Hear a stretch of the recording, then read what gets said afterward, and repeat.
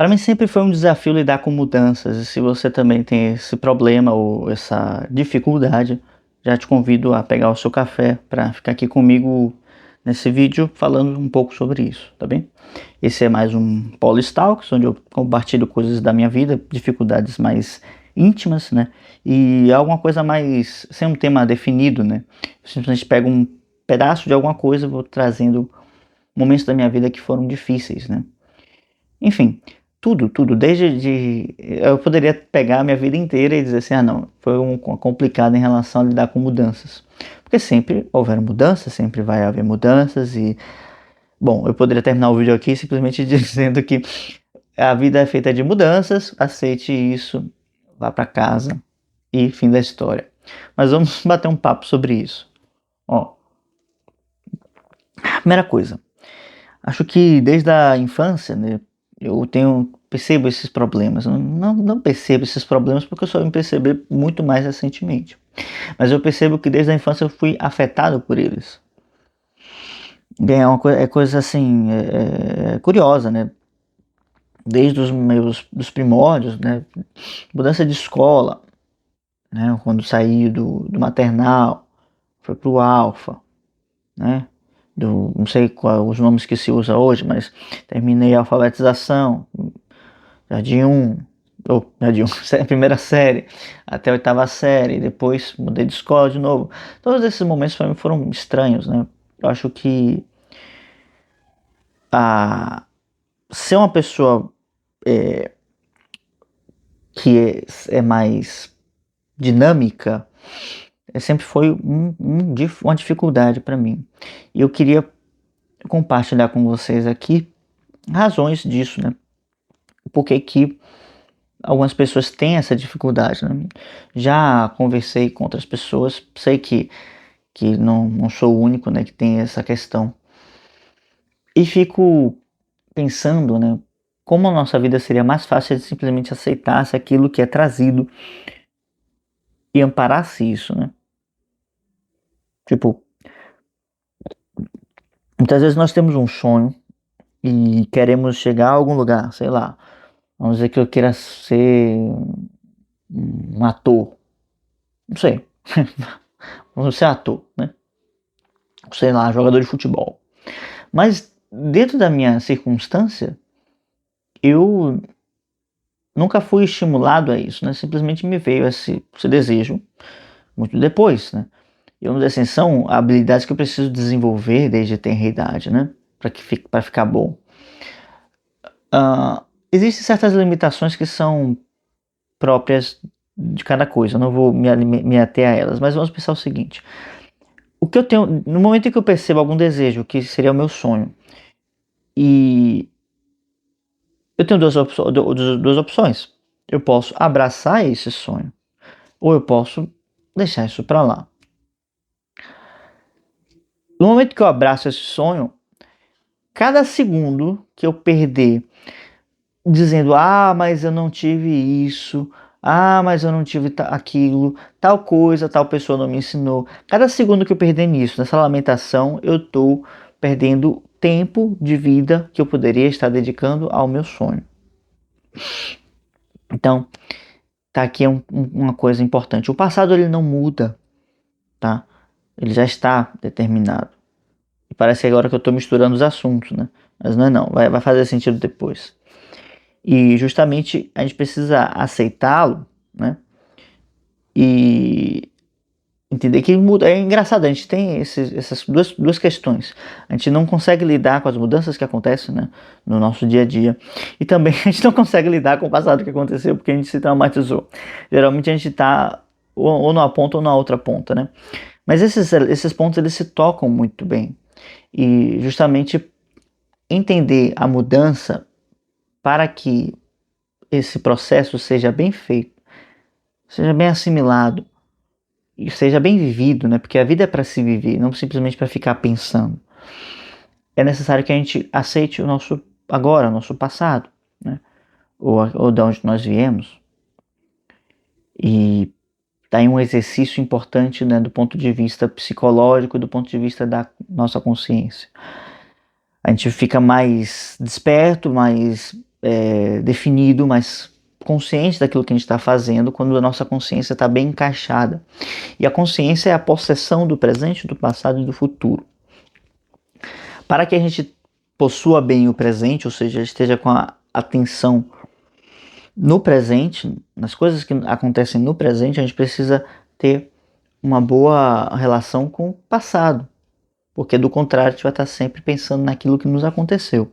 E para que a gente aprenda com aquilo que está chegando, ou seja, com o futuro, a gente precisa aprender a ser dinâmico com as coisas, de aceitar, né, tudo o que vem, né? Porque senão a gente vai gerando esses problemas. Então, assim, hoje sempre me machucou, né? Por exemplo, a partida de alguns amigos que decidiram morar em outro lugar, desenvolver a vida em outra cidade, enfim, que buscaram outras coisas e se afastaram do meu convívio, né? Para mim isso sempre foi uma perda. E eu sempre quis manter essas pessoas por perto, né, de alguma forma. Mas isso não ia adiantar, afinal, elas iam sair do meu convívio, né, vamos dizer assim, para sempre. E é necessário aceitar que essas mudanças elas vão chegar. Hoje, quando eu olho para o meu convívio, né, as pessoas com quem eu convivo diariamente, não tem ninguém das pessoas que eu convivia há 3 anos, 4 anos. Então, fui cada vez mais sendo tomado por um sentimento de solidão muito grande, né? Mas por outro lado também é uma fase da vida, né? Tinha uma fase que eu estava cercado de pessoas, todo dia trabalhando com pessoas e fazendo peças de teatro e me comunicando, tentando adequar minha comunicação, que eu era meio bruto, né, para falar com as pessoas. E foi uma época complicada nesse sentido, mas foi bem divertida, né? E só que essa época não vai voltar, né? Eu poderia talvez buscar fazer isso de novo, né, com outras pessoas, mas isso não vai voltar como era naquele molde antigo ali. Mas pode voltar melhor. Isso é um ponto importante. Eu sempre trago isso. O passado ele nunca volta, mas eu posso tentar fazer a mesma coisa que eu fazia antes e fazer melhor. Isso é um ponto que eu sempre trago comigo, né? Pode ser pior ou melhor, depende de você. E aí entra o ponto que nós decidimos ativamente por mudar a nossa história, tá? Se você está gostando desse vídeo até aqui, eu já peço o seu like, a sua inscrição no canal e te convido para entrar no meu grupo de estudos que vamos, a princípio, trabalhar a Odisseia, mas depois vamos ver o que a gente vai desenvolvendo e o que vocês vão trazendo de experiências para a gente poder ir montando, né, esse estudo sobre quem nós somos e como nós podemos melhorar cada vez mais, cada dia ser uma melhor versão de nós mesmos. Link tá na descrição. E se inscreve no canal, né? Então, quando a gente observa a mudança, né, que acontece, o que eu fui percebendo que é necessário fazer? Assim como se aprende uma ferramenta dessas que a gente precisa usar hoje, do tipo de IA ou de para subir esse vídeo aqui no YouTube, né? Eu preciso fazer coisas, trabalhar com coisas que eu nunca vi na vida, né? Certas ferramentas, certos elementos do computador que eu nunca usei. E não usei por quê? Porque nunca precisei, né? E a maior parte da população nunca precisou mexer com essas coisas. E normal. Mas não é nada que é um problema, né? Por quê? Porque a gente entende que aquilo é uma ferramenta, é um meio para poder acessar alguma outra coisa, algum elemento específico, né? Nesse caso aqui, subir vídeos, né? No caso do blog, trabalhar com os textos. E no caso da vida, né? Quando esses elementos novos vêm e vão nos indicando certas mudanças que temos de fazer, a gente precisa olhar mais ou menos como uma ferramenta ou um jogo. que a gente precisa entender que vão vir certas regras e que a gente vai precisar se adaptar a essas regras, né? E quanto mais cedo a gente assimilá-las e atuar com conformidade com isso, mais encaixado a gente vai estar. Então, assim, da minha parte, eu sempre me senti na síndrome do patinho feio, né? Porque justamente não me adaptava àquilo que estava mudando, sempre me sentia deslocado. Me sentir deslocado sempre foi uma coisa comum para mim, até eu perceber que, na verdade, não era algo normal, né? Não é algo normal a pessoa estar no meio com várias pessoas e se sentir deslocado, certo? Ainda que você tenha um tipo de mentalidade que tenha esse tipo de tendência, né? Que é o meu caso, mas ainda que seja esse o meu caso, de ter uma tendência de se sentir deslocado, não é uma coisa normal, porque esse deslocamento é uma marginalização que nós fazemos conosco mesmo, né? E há quem argumente de que isso é um traço de genialidade, mas o gênio, ele não se rebaixa às pessoas, ou seja, ele não vai se sentir marginalizado ou deslocado. O gênio, ele se sente responsável pelas pessoas, entende? Porque o comportamento do gênio é um comportamento de tipo superior. Ou seja, ele, com sua genialidade, com seu talento, ele deve inspirar os outros a fazer o mesmo ou melhor que ele. Do contrário, vai ficar assim, sendo sempre uma pessoa ressentida, né? Então, assim, o que acontece é que nós temos certas opiniões, certas preferências que não são assimiladas pela maioria e nós mesmos vamos nos marginalizando, né? Porque a gente não aceita que os outros tenham as suas próprias opiniões. Na verdade, essa tendência de patinho feio é uma grande intolerância que nós temos. Porque a gente não aceita que o outro tenha a sua opinião, a sua forma de ver. E a gente pode contra-argumentar dizendo, mas as pessoas vivem de maneira massificada. Provavelmente sim. E tem as suas opiniões massificadas. É mais provável que sim do que o contrário, né? Mas, ainda que seja isso, é a opinião dela. Ela tem o direito de ter aquela opinião massificada ali. No momento em que eu coloco aquilo como algo que me afeta, que me machuca diretamente, como uma ofensa pessoal, eu estou me rebaixando, eu estou me sendo uma vítima, eu estou me vitimizando, né? Então, né, vamos botar um grande se aqui, esse sentimento de deslocamento é um sentimento de genialidade, ele precisa ser transportado, ele precisa ser projetado para que você traga uma visão que seja realmente superior, intelectualmente, sentimentalmente e moralmente, o que vai fazer com que as pessoas tenham realmente uma vida melhor. Do tipo, eu pesquisei sobre esse assunto, cheguei a essas conclusões, eu tenho essa certeza e eu estou trazendo aqui para que vocês utilizem se quiserem, né? Porque isso vai fazer a vida de vocês melhorarem, assim como melhorou a minha, né? O filósofo, o gênio, o primeiro campo de pesquisa, de ação é no seu próprio corpo.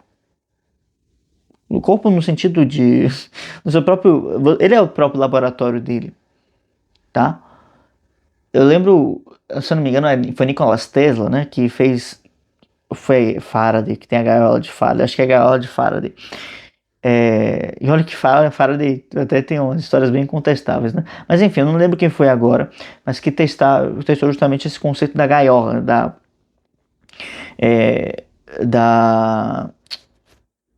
oh meu Deus, da eletricidade não afetar o que está dentro de uma gaiola, né? No caso do carro, por isso que o carro é o local mais seguro para se estar dentro de uma tempestade, porque fica ali numa espécie de gaiola. A energia circula ali e não afeta quem está dentro, né? E justamente foi esse cientista que agora eu acho que foi Faraday, eu posso estar enganado, se eu estiver enganado já me corrija aqui nos comentários. E justamente ele entrou lá e não teve nada. Por quê? É o gênio testando a sua invenção, né? Enfim. E claro que ser genial não vai levar automaticamente a um comportamento superior. Por isso que eu estou dizendo, o gênio precisa ter um direcionamento filosófico. Do contrário, ele vai querer pisar na cabeça das pessoas, ele vai querer suplantar os outros e fazê-las de gato-sapato, né, de servos, enfim. Porque não há, sem direcionamento moral, fica difícil a gente desenvolver na vida referenciais, né? A moral é um grande jogo de referências. Eu tenho uma boa referência, eu tenho uma boa moral. Se eu tenho uma má referência, eu tenho uma moral bem duvidosa, né? Então, pensando sobre isso, vamos pensar na moral daquele que aceita as mudanças, né?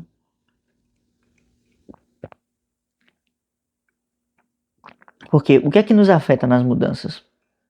Nos identificamos com as coisas. Então, se eu, por alguma razão, sou um tocador de violão, né? Que por coincidência eu sou, né? Eu me identifico tanto com essa atividade de tocar o violão, que no dia em que eu não toco, eu me sinto mal, eu me sinto depressivo, eu me sinto triste. E se, né, por alguma razão, por alguma circunstância da vida, eu tiver de estar num ambiente, numa circunstância em que eu não possa tocar o violão, e isso siga por muitos anos, isso vai me afetar porque eu estou identificado com essa atividade. Então, há uma confusão de identidades aqui. Eu projeto minha identidade em uma atividade, mas essa atividade ela nunca vai ser superior ao próprio comportamento, à própria inteligência humana. Então, tem um exemplo do Corsão, né, que eu sempre uso, sempre. Eu lembrei agora. Quando você fala ele fala no livro Três Alqueires e uma Vaca, né? Ele vai dizendo que a gente vai caminhando pela rua e a gente não fala com as pessoas. A gente fala com o porteiro, a gente fala com o motorista de ônibus, com a secretária, com a atendente do caixa, com a faxineira, enfim, com o cara lá do Uber. E é isso, né? Mas aí depois ele coloca uma coisa curiosa, né? Como nós podemos reduzir as pessoas a uma profissão se nada é capaz de conter uma alma humana, né? E aí você fica, cara, é mesmo. Ou seja, a gente se recorta, a gente se diminui para a gente caber dentro de uma profissão, dentro de uma atividade. E justamente a gente não consegue se ver para além daquilo, até por uma espécie de mecanicidade, né? Uma certa alienação que nos traz o trabalho, novamente por uma falta de referenciais. E quando isso nos acontece, né, a mudança ocorrer, a gente não fica preso nesse ponto específico da nossa história. Então, desde já eu fico pensando o seguinte, né? A gente precisa desenvolver e estabelecer mais em nós um eixo de identidade mais forte, né? Porque eu fico pensando em todas as mudanças que eu tive na vida, desde do dia em que precisou mudar o quarto, né? Era eu e minha irmã, então mudou, fez um quarto separado para cada um. E aí eu passei a dormir na sala por um tempo, né? E depois eu fiquei com o meu quarto, etc. Acho que depois daquele dia em que os quartos mudaram, tudo mudou, sempre. Nada voltou a ser como era antes, né? E é isso. A mudança fez parte do meu cotidiano desde então. Eu lembro como se fosse, não como se fosse hoje, mas parece ser uma outra vida até. Porque quando você é criança é difícil você ter uma referência de identidade, né? Muitas das coisas que a gente pensa, vive, está atrelado a certos objetos, certos brinquedos, certos colegas até. Mas a gente não tem nenhuma atividade específica, né, a quais a gente se identifique muito forte, né?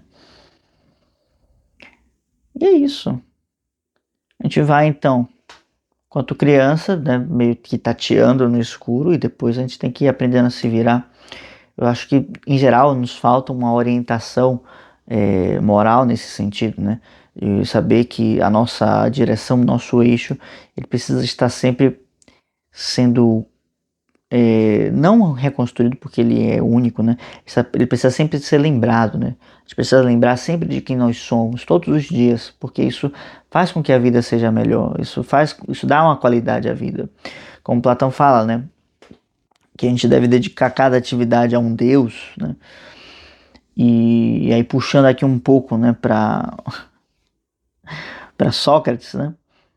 Ele fala sobre o seu daimon, né, que é como se fosse um gênio interior, alguma espécie de força mística que sobrenatural, né, que é a sua alma falando com ele mesmo, né? Enfim, um assunto um pouco complexo aqui, mas sim. E que ele vai seguindo essa orientação, né, independente daquilo que ele faça. É curioso porque Sócrates é daquele tipo de pessoa, de história, que a gente encontra fazendo várias coisas diferentes, né? É muito curioso isso. E Sócrates, tudo aquilo que ele faz, ele coloca uma marca diferente. Por quê? Porque sabia quem ele era. Sócrates tinha essa capacidade. Então, se destaca em tudo, né? Se destaca como marido, se destaca como soldado, como professor, como mártir, como... Acho que ele era mestre de obras, né? Enfim, se destaca em tudo, né? E, enfim, e que se não excede, vamos dizer assim, todas essas atividades, pelo menos deixa ali uma marca muito própria, né, de quem sabe quem é. Isso é muito curioso. Sempre tratando tudo com a sua ironia socrática, que torna a vida mais leve muitas vezes, né? A ironia de Sócrates nunca é uma ironia que é agressiva, assim. É sempre atenuada, sempre uma coisa que faz gargalhar, por mais absurda que seja a situação, né? Então, eu acho que vale visitar isso, né? Visitar a nossa identidade, o nosso eixo. Vale a gente se perguntar qual é a minha marca característica, o que que me torna autêntico. Vale perguntar isso. Por quê? Porque, por exemplo, Sócrates examinou a sua alma e percebeu que há nessa alma uma força de vida muito forte. Consequentemente, há uma alegria também, né? Uma potência de ação. E essa alegria, às vezes, encontrava caminho através da ironia. Então, independentemente da situação, seja um julgamento terrível, seja algo sério, tudo se podia estar mais leve se você se utiliza de certos artifícios, e aí a ironia socrática, né? Como alguém que anseia por viver, né? Enxerga a vida como um caminho de construção. Ah, e aí cabe a você, então, se perguntar, né? Qual é o meu eixo de ação, qual é o meu eixo de consciência e como eu posso encontrar as minhas virtudes, né? Acho que é o ponto crucial aqui da nossa conversa, porque no momento que eu começo a me identificar com esses elementos verdadeiros e profundos, eu vou automaticamente deixando a superfície de lado e me afastando das ilusões circunstanciais, né? E cada vez mais que eu me coloco dessa forma como algo que está diferenciado daquilo que me acontece, as coisas ficam mais claras para mim. Qual decisão eu tomo? Qual caminho eu faço? E o que que essa mudança vai me exigir? Porque ela vai me exigir alguma coisa, eu preciso saber o que é. Eu não posso esperar que ela vá me pedir. Eu preciso me antecipar a algumas coisas. Se eu estou vendo, né? Às vezes não com os olhos, às vezes a gente vê com o coração, e eu estou antecipando certos movimentos, bom, por que não agir para poder sanar uma dor, uma ferida que vai surgir, né? Justamente isso a gente faz com nossas virtudes. Somente com as virtudes podemos enxergar esses elementos que são sutis, são, como posso dizer, que não, que são suaves mesmo, não tem outra palavra, né? São suaves em nós e a gente precisa é, aprender a lê-los, né? A gente precisa aprender a ler. Bom, é isso. Vamos então ficando por aqui. Se você quer que eu faça mais vídeos sobre esse assunto, né, sobre como encontrar o eixo e as virtudes, deixa aqui nos comentários, tá bem? Peço o seu like, sua inscrição no canal novamente e vamos ficando por aqui. Até a próxima. Tchau, tchau.